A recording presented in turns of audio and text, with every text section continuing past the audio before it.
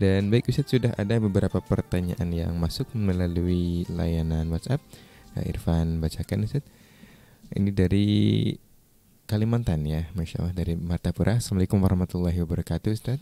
Waalaikumsalam warahmatullahi wabarakatuh. Allahumma sholli ala Sayyidina Muhammad wa ala Sayyidina Muhammad. Ini saya Dedi dari Martapura mau bertanya, jika kita ingin menjalin kerjasama dengan seseorang dalam hal bisnis dan ia sebagai investor, jika kita mengetahui persis bahwa dana yang akan dia investasikan berasal dari pinjaman bank riba, apakah kita boleh melanjutkan kerjasama tersebut? Apakah kita boleh mengkiaskan orang tersebut sebagai orang kafir, Ustaz, agar tetap diperbolehkan dalam hal kerjasama bisnis? Mohon petunjuknya. Insyaallah, tabarakallah, ini penanya ini merupakan orang yang rindu sekali dengan kebaikan, rindu dengan ekonomi syariah, rindu dengan keberkahan di dalam usahanya ya. Di sini dilihat kerjasama bisnis. Memang terkadang seseorang ketika membutuhkan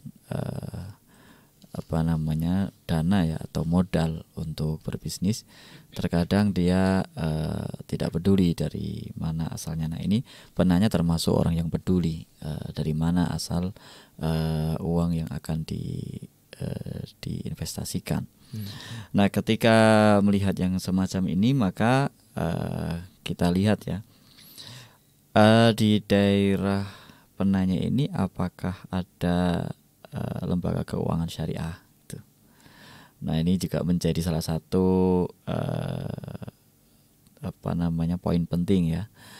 Jika ada lembaga keuangan syariah, apakah itu BMT, koperasi ya syariah, apakah itu bank syariah, apakah ya, insya Allah sekarang ini hampir di semua kabupaten itu ada bank syariah itu.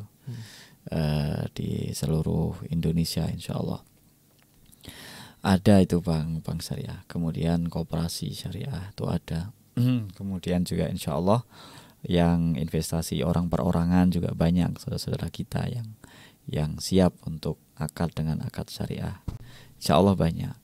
Maka yang diutamakan adalah bagaimana kita bisa menghindari segala transaksi yang akan menimbulkan riba, semacam itu.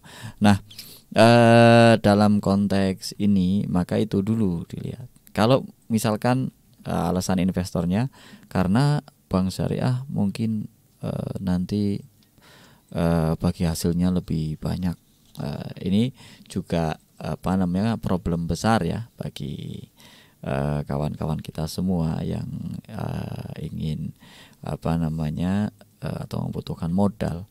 Itu terkadang masih bahasa yang seperti itu masih terus digunakan gitu ya. Padahal di sini jelas sekali bahwa keuntungan di akhirat itu lebih penting daripada keuntungan di dunia. Kerugian di akhirat itu lebih berbahaya daripada kerugian di dunia. Nah, kalau misalkan tidak ada Ustaz, saya tinggalnya di negara non muslim nih. Saya tinggal di negara non muslim, negara yang ini nggak ada perbankan yang syariah, nggak ada yang sejarah. Padahal di negara-negara non muslim itu banyak juga perbankan syariah. Seperti yang kita ketahui di beberapa negara Eropa itu mereka negaranya non muslim, tetapi lembaga keuangan syariah sudah berdiri di sana, bahkan pertumbuhannya lebih cepat ya, karena menurut mereka itu lebih menguntungkan.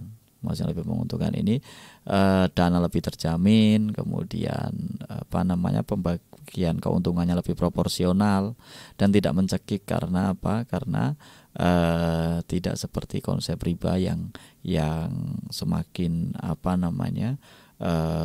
terus bertambah.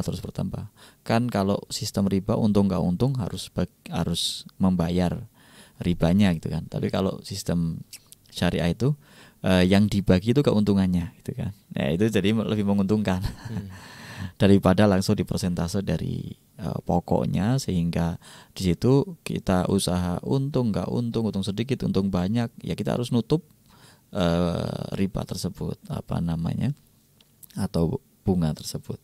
Berbeda dengan sistem yang syariah. Yang syariah itu bulan ini misalkan keuntungan adalah 100 juta, maka misalkan pembagiannya 40-60, ya jelas. Atau misalkan bulan ini ternyata keuntungannya cuma 10 juta, ya pembagiannya sesuai proporsional 40-60 misalkan. Seperti itu, sehingga tidak ada celah seseorang kemudian mengatakan aduh ini saya nggak untung tapi harus membayar bunga gitu kan.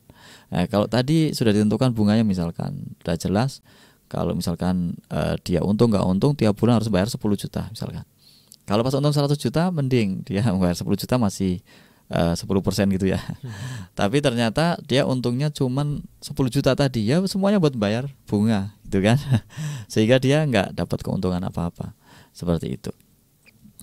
Maka untuk para pelaku bisnis sekarang insya Allah lebih mudah, dimudahkan, bahkan perbankan syariah, koperasi syariah itu sudah banyak di mana-mana, dan insya Allah tinggal bagaimana kita komitmennya semacam itu dengan perbankan syariah. Maka kepada penanya, saya yakinlah bahwa Anda akan mendapatkan modal dengan cara yang syar'i, Nah, tapi kan saya nggak ngutang gitu, yang ngutang teman saya gitu, bukan saya. Nah, bukankah Anda tadi mengatakan yakin, tahu secara pasti dan yakin? Maka kalau Anda tahu secara pasti dan yakin, maka Anda harus menghindari itu. Kecuali Anda nggak tahu, ada teman Anda nawarin modal, pokoknya ini modal gitu. Nah itu malah nggak masalah. Kalau dia hasil dari manapun terserah dia, misalkan kita nggak nanya, nggak ini, pokoknya dia punya modal dipinjamkan ke kita, ya sudah kita jalankan. Ya seperti itu. Jadi kalau misalkan kita tahu persis, apalagi mohon maaf dari hasil yang haram, ya jelas-jelas haram, misalkan ada orang misalkan kerjaannya mencuri, habis mencuri malam-malam, paginya ini buat modal kamu, dan dia ngasih tahu ini semalam hasil mencuri gitu. Ya jelas nggak boleh ya. Seperti itu. Nah tadi saya yakin di Indonesia ini sekarang sudah banyak perbankan syariah, keuangan syariah, baik itu koperasi atau yang lainnya. Maka silakan utamakan dan pilihlah yang sudah dengan syariah. Kalau misalkan Anda masih ragu-ragu ini akadnya sudah syariah apa enggak, Anda tanya kepada ustadz atau siapapun yang ada di sekitar Anda, apa ini akadnya syariah atau tidak syariah. Tapi yang tadi kalau Anda tahu pasti, ya dihindari yang semacam itu. Wallahu a'lam bishawab. Baik, Masya Allah. Terima kasih Ustaz atas jawabannya. Dan untuk sahabatku yang ada di Martapura ya, Kang Didi, semoga bisa mencerahkan.